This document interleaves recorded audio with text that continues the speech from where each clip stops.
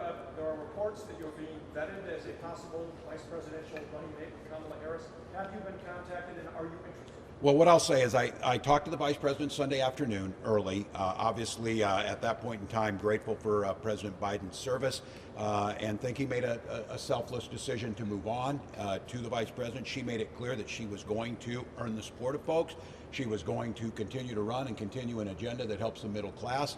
And I said I'll be there to do whatever I can to help. And that's where we're at this point. Did she talk at all about the vice presidential post, and would you be interested? Have you been contacted? I'm not going to talk about the specifics that we're in on that. And at this point in time, we're just going to leave it at that. So. You can't say if you've been submitting any materials at the request? No, I'm not going to say anything further at this time. I think I'm focusing on the job here. We're doing this. I'm going to go out to Cargill after this, so we see food production on a bigger scale. Going over to the 3M Open. I'm going to go wear my Joe Mauer shirt, which I'm very excited about, from Senator Rest, who was at Cooperstown, by the way, for Joe's speech. But at this time, we're just not going to say any more, focusing on what we have to do. Yeah, go ahead. You are on the list, the short list for this, for people, why you're on the list. That I don't know. I've seen it out there, and it's a little weird, but they're going to put it out there wherever they're going to put it. What's your role as the co-chair of the Rules? Yeah, this is a question that is fascinating to everybody. Look, and fascinating to me, we found out. Months ago, I was asked if I would be the co-chair of the Rules Committee at the DNC. I said, what's that mean? Oh, it's ceremonial. Don't worry about it. It'll be no problem. Well, what it is myself and Bishop Daughtry from Houston, along with about 170 other members who were selected, write the Rules Committee for how a convention will work.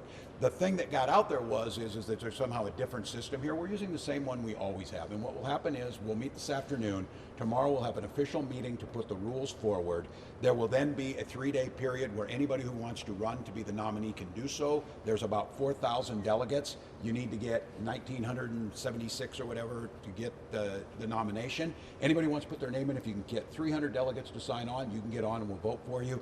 And we will select a candidate after that. The rules then go into how do we set our party platform, how is the convention in person in Chicago going to be run, but this is the same process that it's always been. Post-COVID, we just vote virtually, and that's what will happen sometime after August 1st and before August 7th. So, Governor, do you anticipate that the DNC, it will be a formality to nominate the person? It will not be an open convention?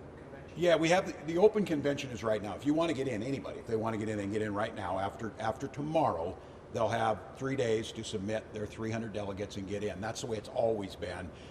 And then we will vote accordingly. That's the way it's really always been at the convention. I guess there's been 68 or whatever it might be, a little bit of chaos. That won't happen this time, and the reason it won't happen is that we've got a great candidate. We've got one that folks lined up behind Kamala Harris, that they're making the case that this administration is moving us forward and they want to continue on. So Chicago will be other business. But the winner of that roll call will essentially be Yes. the nominee Who will accept. formally nominated at the DNC. Yes, and that's the way it was done last time too. Do you anticipate, as what happened at the Republican convention, that the vice presidential nominee was announced right at the beginning of the convention, kind of stirring up excitement? Do you think this vice president pick will be named? That I don't know. I don't have an insight. The DNC Rules Committee doesn't pick the vice president. We set the system to pick the nominee, and it's up to the nominee when they decide to pick their running mate. And they can pick him anytime, even though. Yeah.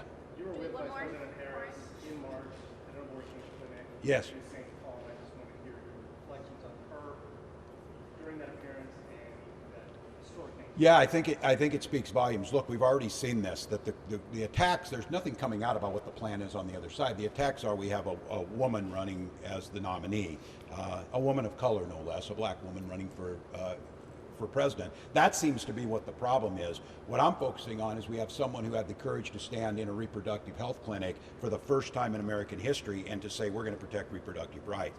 And when I was with her, just the energy around this, the ability to talk about it. But of that visit, the thing that I just loved the most, and I think it speaks volumes to who she was, they do these stops, these off-the-record stops. The reporters are familiar with this. They'll go into a coffee shop or whatever and say hi or have an ice cream cone or whatever. We suggested, why don't you stop at Central High School and talk to the softball team? And they did it, which is a little risky, I guess, because it wasn't planned or whatever. What I saw there is to watch the word filter down when the young women who were practicing softball all of a sudden said, oh my God, it's the vice president. And to see them gather around her and her to talk about, look, you can do everything you want. I'm the vice president of the United States. And for me, energizing. And I think you saw it yesterday. Look, President Biden has been an incredible president, best of my lifetime. But we were struggling to get a message out. We were struggling to talk about things that weren't about healthcare, weren't about the economy, weren't about climate change. Now we've got that opportunity, and there was an explosion of it. And I have to tell you, this is just me. This is my canary in the coal mine, or litmus test, if you will. I learned about Brat Summer from my daughter talking about this, and she's telling me TikTok is on fire. And TikTok had not had anything talking about politics in a positive way. Now it's out there. Governor, final thing about this, 3 weeks Let's ago. wrap it with Tom here. No, I'll get this one. Why do you stand next to Tom if you want to get this? So, that's On the topic No. of President Biden's decision to step aside, Yeah. Do you think that should have come sooner into the Well, I think that's a question President Biden has to answer. What I keep saying is, for everybody, look, aging is not a conspiracy, and it happens. And I'm not going to speculate, but I think it got to the point where the president said, "Look, this is becoming too difficult. We can't do it." And I think a lot of people saying, "Look, he's doing the job." I have no question with that. It's no problem to do it. But I'll tell you, from now until 4 years from now, those are valid questions that I think a lot of folks were legitimately asking, and it got answered. And I think that's what the issue is. So, Final thing I have. Yeah, I'll come over here. 3 weeks ago, you met with President Biden, thought he was fit for office. A year ago, Dean Phillips said he wasn't fit for office. Do Democrats owe Dean Phillips an apology? no, I think everybody has their right to say that. Dean knew that this was going to be a decision that would come down. I think retrospectively people would say this, and I'll go back to this thing again about aging, and those know about ourselves or our parents. It happens at different rates for different people, and I think we got to the point here. Ideal timing?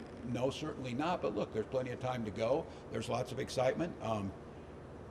I think things have changed when Donald Trump's tweeting at me today. So that tells me that maybe we've changed the discussion in America. Maybe we're talking about real things. And I would leave you with this. Let's see a plan from both sides on how to reduce hunger in America, how to reduce carbon, how to work together, how to build up communities, how to make equity on this. I mean, attacking, your first thing to do is attack the president for who she is, not what she's done, is ridiculous. So I'm looking forward to that, looking forward to the next 104 days. And I think for all of us it feels like there's a burst of new energy and a discussion we should have. Let's talk policy over this partisan politics that gets really, really divisive. So thank you all. Grateful.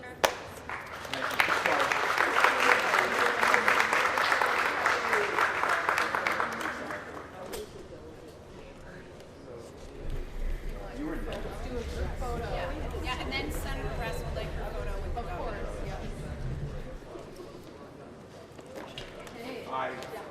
JD was on it.